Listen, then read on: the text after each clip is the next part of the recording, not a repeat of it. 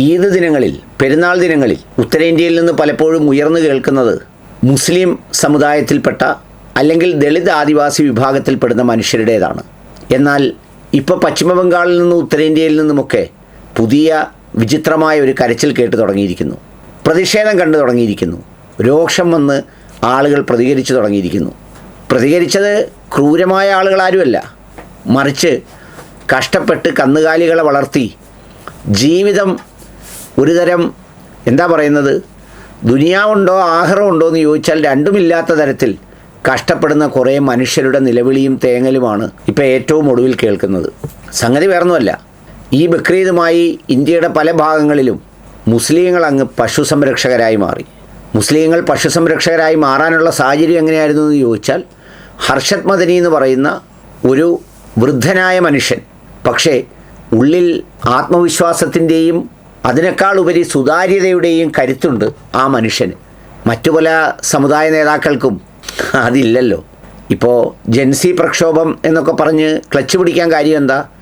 ജൻസികൾക്ക് വേറെ ഇൻവെസ്റ്റ്മെൻ്റ് ഇല്ല, വ്യാജ പരിപാടികളില്ല, സമ്പാദ്യമില്ല, വലിയ ഭീകരമായ ബാങ്ക് അക്കൗണ്ടുകളില്ല, ആളുകളെ കമഴ്ത്തണമെന്നില്ല.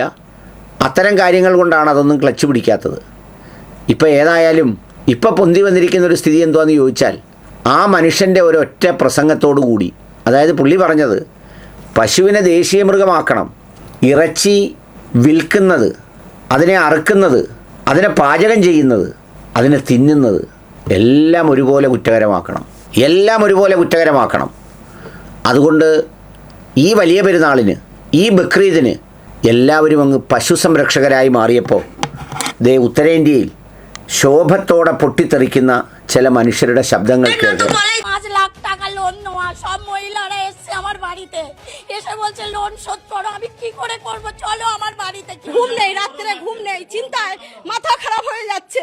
আমরা কি করব? কিছুই করার উপায় না। তো গলায় দড়ি দিতে বলো, আর না হলে বিষ আনতে বলো। বিষ তো ফ্রি পয়সা।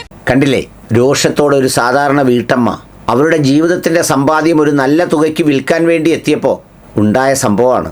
ഇങ്ങനെ കാശ് ചെലവാക്കുന്നവരും വാങ്ങുന്നവരുമെല്ലാം ഇതുപോലൊരു തീരുമാനം അങ്ങ് എടുത്താൽ സംഗതി വളരെ പെട്ടെന്ന് കാര്യങ്ങൾ സ്മൂത്തായിട്ട് നടക്കും.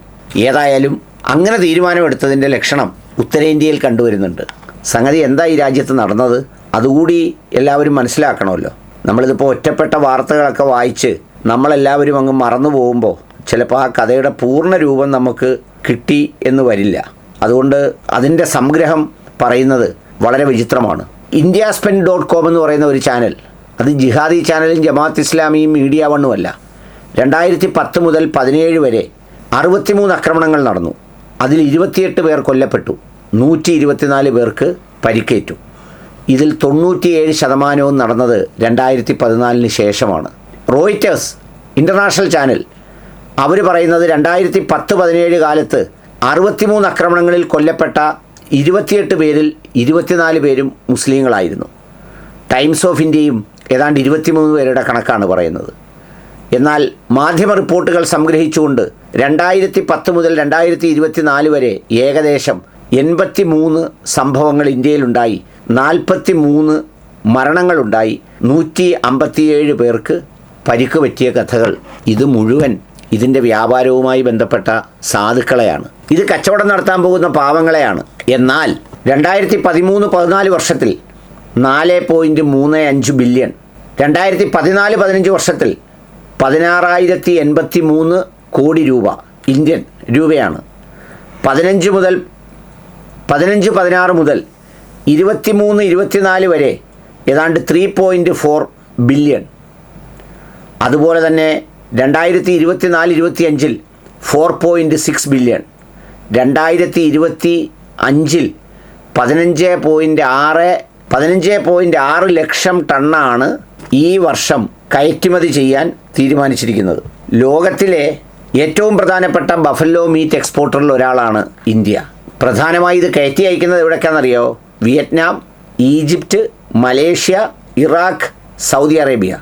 ആനിമൽ പ്രോഡക്ട്സ് എക്സ്പോർട്ടിൻ്റെ 79% ഇവിടെ നിന്ന് കയറ്റി അയച്ച ബീഫ് മാത്രമാണ് എന്നതാണ് സത്യം.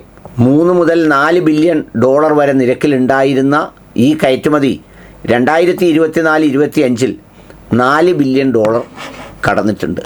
ഇത്രയും കോടി രൂപയുടെ ബീഫ് ഈ നാട്ടിൽ നിന്ന് കയറ്റി അയക്കുമ്പോഴാണ് വെറും ജാതിയും മതവും മാത്രം നോക്കി ഇവിടുത്തെ മനുഷ്യരെ, മുസ്ലിങ്ങളെ, ആദിവാസികളെ, ദളിതരെ, ഏറ്റവും കൂടുതൽ മുസ്ലിങ്ങളെയാണ് കൊല്ലുന്നത്. പിന്നെ ഒരു ചെറിയ പെർസെൻറ്റ് ആദിവാസികളെയും ദളിതരെയും കൂടി കൊല്ലുന്ന ഒരു രാജ്യം രൂപപ്പെടുന്നത്. അതുകൊണ്ട് ഈ പറയുന്ന പരിപാടി ഉത്തരേന്ത്യയിൽ എല്ലാ മൗലാനാമാരും സ്ഥാപനങ്ങളും മുൻകൈയെടുത്ത് പശു ദേശീയ മൃഗമാക്കണം, നമുക്ക് പശു ഇറച്ചി ഹറാമാണ് എന്നങ്ങ് പ്രഖ്യാപിച്ചാൽ വളരെ സുഖസമൃദ്ധമായി ആടോ അല്ലെങ്കിൽ മറ്റെന്തെങ്കിലും ജോലികളോ ഒക്കെ ചെയ്ത് മനുഷ്യർ സ്വസ്ഥമായി ജീവിക്കും. ഈ സംഗതി തന്നെ, ഗോമാതാവ് തന്നെ അപ്രത്യക്ഷമാകുന്നൊരു സ്ഥിതിയിലേക്കെത്തും. പിന്നെ ഗോമാതാവിനെ കാണാൻ എല്ലായിടവും പോകേണ്ടി വരുന്ന ഒരവസ്ഥയും അതിൻ്റെ അനുബന്ധ തൊഴിലുകൾ ചെയ്യുന്ന മനുഷ്യരാകെയും വീർപ്പ് മുട്ടുന്ന ഒരു സ്ഥിതിയിലേക്കെത്തും. അപ്പോൾ പിന്നെ കോക്രോച്ച് ജനതാ പാർട്ടിക്ക് പകരം ചിലപ്പോൾ ഗോമാതാ ജനതാ പാർട്ടി രൂപം കൊണ്ട് അതിനൊക്കെ സമാധാനം പറയേണ്ട ഒരവസ്ഥയിലേക്ക് കാര്യങ്ങൾ എത്തിച്ചേരും.